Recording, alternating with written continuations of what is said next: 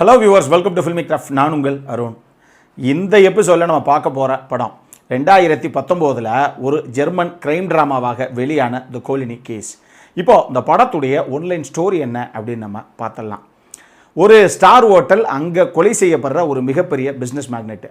ஆனால் அந்த கொலைகாரன் போலீஸ் கைது செய்யப்பட்டு கோர்ட்டுக்கு கொண்டு வந்ததுக்கப்புறம் இந்த கொலைகாரனுக்கு அவன் சார்பாக வாதாடுறதுக்காக களத்தில் இறங்குற படத்துடைய கதாநாயகன் இறுதியாக இந்த வழக்கில் ஜெயிச்சாரா இல்லையா, இதுதான் இந்த படத்துடைய ஒன்லைன் ஸ்டோரியை.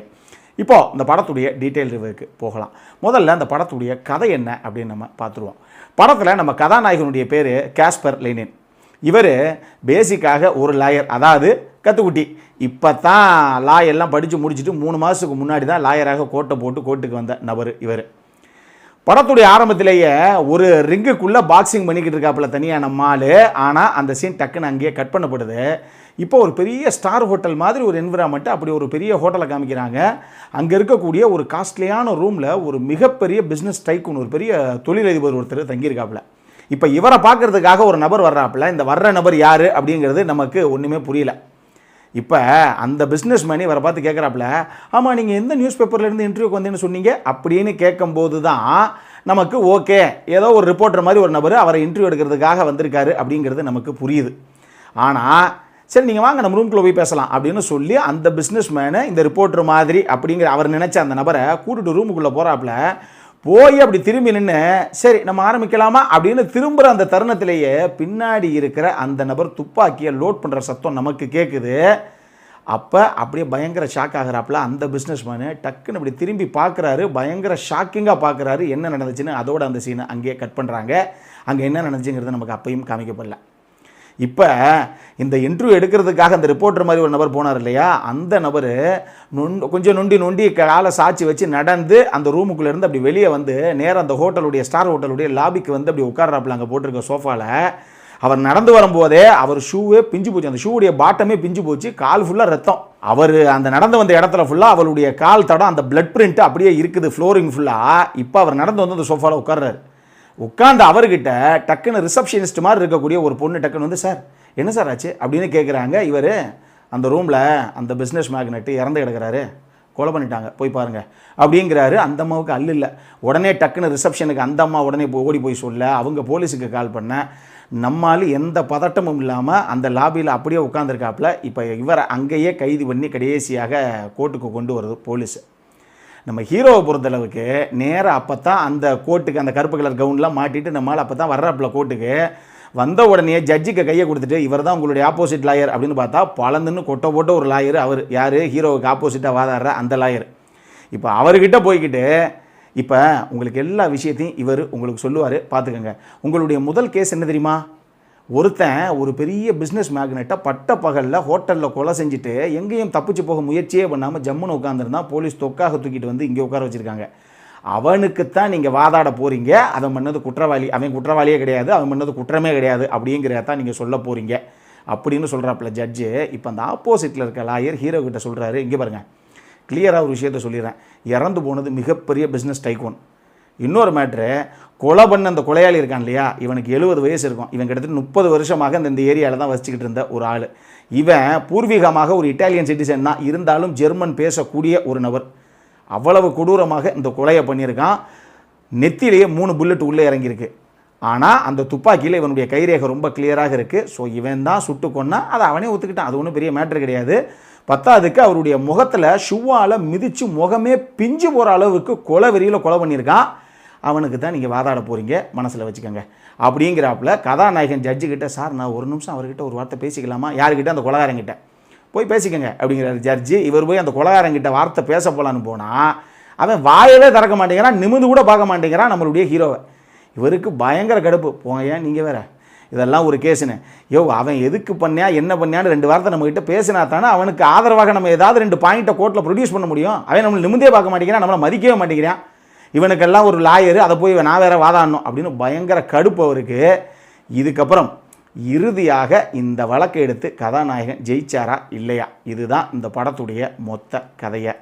இந்த படத்தை பொறுத்தளவுக்கு எனக்கு ரொம்ப ரொம்ப பிடிச்ச விஷயங்கள் என்ன அப்படின்னா, இந்த படத்துடைய கதையும் திரைக்கதையும் தான் அற்புதமான ஒரு விஷயங்கள். இது ரெண்டுமே நல்ல இன்டென்ஸான ஒரு கதை, ஒரு கருத்துள்ள கதை. இது என்ன அப்படிங்கிறத நான் இங்கே ரிவீல் பண்ண முடியாது, நீங்கள் படத்தை பாருங்கள்.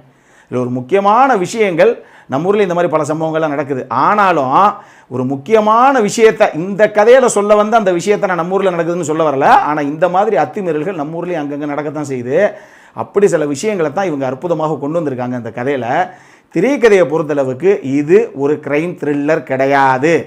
பார்க்காதவன்லாம் நல்லா கேட்டுக்கங்க, அப்புறம் போய் பார்த்துட்டு வந்து நீங்கள் சொன்னீங்க அப்படி பரபரப்பு இல்லை. இதில் பரபரப்பே கிடையாது. இது கிரைம் த்ரில்லர் கிடையாது, கிரைம் ட்ராமா தான்.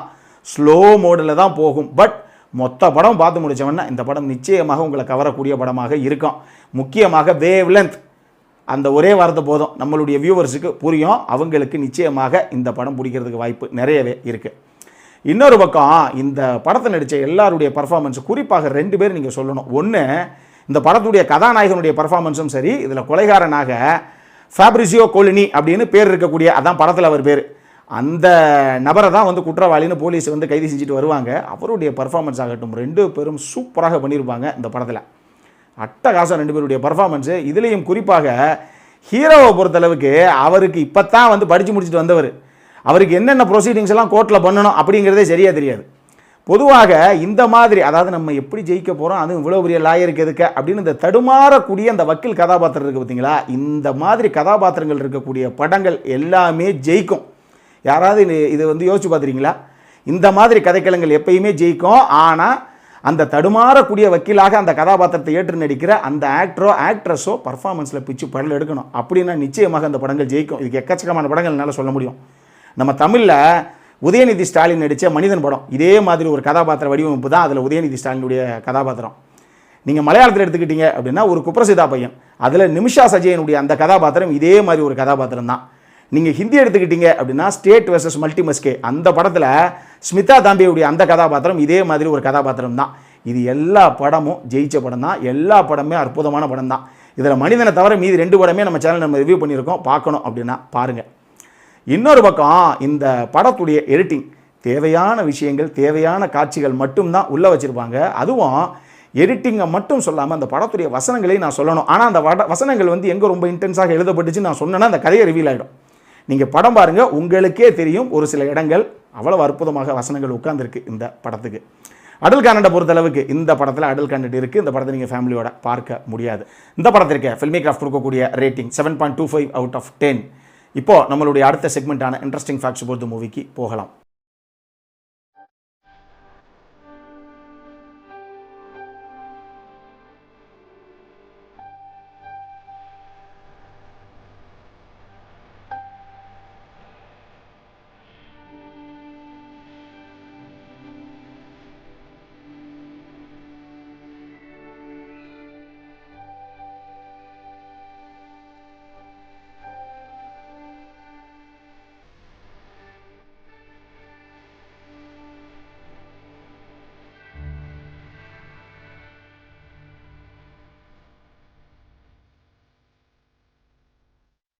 இந்த வீடியோ பிடிச்சிருந்ததுன்னா லைக் பண்ணுங்கள். ரொம்ப பிடிச்சிருந்ததுன்னா உங்கள் ஃப்ரெண்ட்ஸ் எல்லாத்துக்கும் ஷேர் பண்ணுங்கள். உங்களுடைய கருத்துக்கள் ஏதாவது இருந்தது அப்படின்னா கீழே இருக்க கமெண்ட் செக்ஷனில் எங்களுக்கு தெரிவிங்க. வீடியோவை க்ளோஸ் பண்ணுறதுக்கு முன்னாடி சப்ஸ்கிரைப் பண்ணுங்கள். சப்ஸ்கிரைப் பண்ணும்போது பக்கத்தில் இருக்க நோட்டிஃபிகேஷன் பெல் ஐக்கானையும் கிளிக் பண்ணுங்கள். அப்போ தான் எங்களுடைய வீடியோஸ் எல்லாம் உங்களை ஆன் டைம் வந்து சேரும். இதே மாதிரி இன்னொரு வீடியோவோட அடுத்த முறை உங்களை சந்திக்கிற வரைக்கும் it is around signing off. By.